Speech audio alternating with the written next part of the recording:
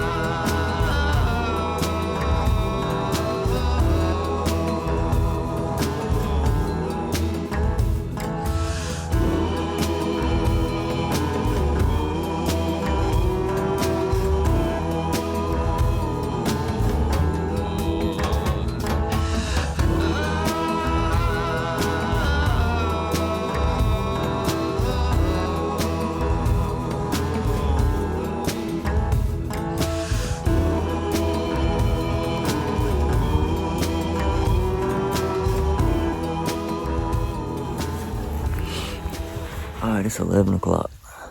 That was a pretty eventful morning. I think I seen 11 deer total.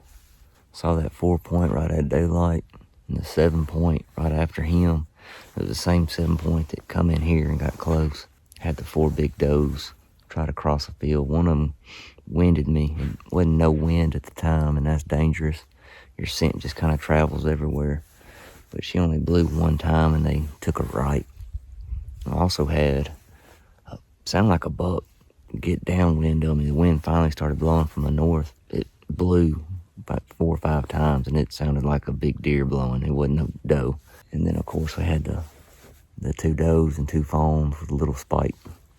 I thought about shooting one of them does, but I noticed that lead doe had her mouth open like she'd been run.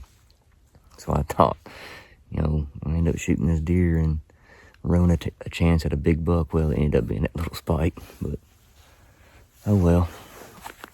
I'll go ahead and ease down and I guess head to the house. I'd love to hunt all day. And tomorrow morning and the next day too, it's going to be some good weather, but duty calls and bills ain't going to pay themselves, so head back to work tonight. But I'll see y'all next time in the woods.